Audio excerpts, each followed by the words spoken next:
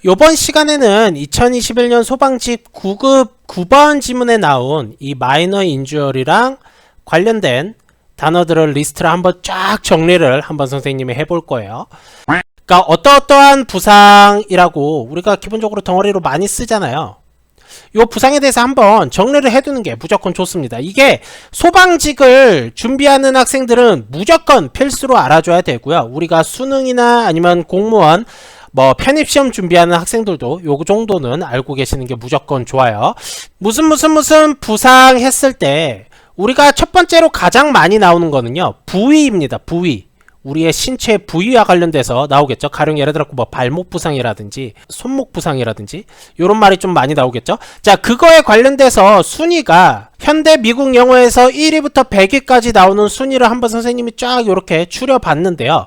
일단 첫 번째 brain injury, head injury, neck injury와 같이 요 머리 위에 요 위에 부분과 관련된 부상이 가장 많이 나오는 추세입니다. 왜냐면 여기가 다치면은 일단 크게 다치는 경우가 굉장히 많기 때문에 뇌나 머리, 목 이런 거 솔직히 부상당하면은 죽을 확률이 너무 높잖아. 그래서 요게 이제 가장 현대 용어에서 많이 쓰였는데 브레인 인주어리는 다들 아시겠죠? 뇌 부상이 되겠고요. 헤드 인주어리도 머리 부상인데 요것도 뇌 부상이랑 거의 비슷한 게 되겠죠?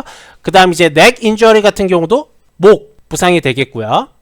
요런 부분은 이제 가장 심각한 부위이기 때문에 부상을 당하면은 가장 치명적이게 다칠 사망에까지 이를 수 있는 그런 부상 부위이기 때문에 순위에서 가장 위에 위치하고 있고요.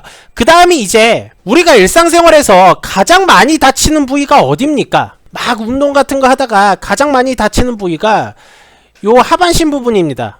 니 인주어리라고 하면 뭐예요? 여기입니다. 무릎 부상이 되겠죠? 무릎 부상이 되겠고요. 그 다음 앵클 인주어리라고 하면 뭡니까? 여기입니다. 발목 부상이 되겠죠? 그 다음 foot injury라고 하면 요 부분이 되겠고요. 그 다음 leg injury라고 하면 전체적인 요 부위를 의미하겠죠? 그래서 두 번째로 많이 나오는 부위가 요 다리와 관련된 부위라는 거. 그 다음 세 번째가요, 이 척추와 관련된 부분입니다. 여기도 굉장히 많이 다치죠? back injury라고 하면 전체적인 요 부분을 의미합니다. 허리죠? 그래서 우리가 back 하면 뒤라고 하지 마시고 허리라고 꼭 알고 계시고 back injury라고 하면 허리 부상이다. 이렇게 알아주시면 되겠고요. 자, 허리 부상에서 가장 치명적인 부상이 어딥니까? 요 뒤를 뒷받침해주는 척추가 되겠죠. 우리 척추를요, 영어로는 spinal cord라고 얘기를 합니다. Spinal cord. 그래서 척추 부상 같은 경우에는 spinal cord injury라고 얘기를 하고요. 기본적으로 이 코드라는 말을 안 쓰고 그냥 spinal injury라고도 얘기를 합니다. 그래서 얘는 이제 허리와 관련된 부상이 되겠고, 그 다음 이제 나머지는 상체와 관련된 부상 부위입니다. shoulder injury 하면 뭐예요? shoulder가 이제 어깨죠? 그래서 여기가 shoulder injury가 되겠고요. 이 부분을 다치면 shoulder injury. 그 다음 elbow는 어디예요? elbow는 여기입니다. 팔꿈치가 되겠죠? elbow injury. 그 다음 wrist 하면 어디예요? wrist라고 하면 여기입니다. 손목이에요. wrist injury. 그러니까 지금 잘 보시면 뭐와 뭐의 연결 지점에 해당되는 부분들 우리가 보통 부상이 많이 일어나잖아요. 그렇죠? 우리가 일반적으로 막 다친다고 했을 때 가장 많이 다치는 부위가 어디야? 허리. 그치? 그 다음 이제 손목, 팔꿈치, 손목, 팔꿈치, 무릎, 발목 요런 데가 가장 많이 부상이 일어나기 때문에 요런 부분에 관련돼서 이제 단어들이 굉장히 많이 나온다는 거 꼭 아셔야 되겠고요. 그 다음 두 번째로 우리가 알아줘야 될게요. 정도와 관련된 덩어리입니다. 요것도 이제 1위부터 100위까지 선생님이 이렇게 싹 모아 남았는데요. 우리가 보통 부상이라고 했을 때 부상은 두 가지로 크게 나누어지죠. 뭡니까? 경상이 있고요. 중상이 있습니다. 우리가 일상생활에서는 요 단어를 훨씬 더 많이 쓰겠죠. 이 중상, 그러니까 뭔가 다쳤는데, 뭔가 부상을 했는데 심각하게 다친 거와 관련된 단어들이 요게 선생님이 쭉 요렇게 나열을 해놔봤어요. 자, serious injury 같은 경우에는 심각한 부상이 됩니다. 얘도 이제 심각한 부상이 되겠고요. major injury도 major가 이제 다수의, 주요의 요런 의미가 있는데 요것도 주요 부상이라는 건 뭐야?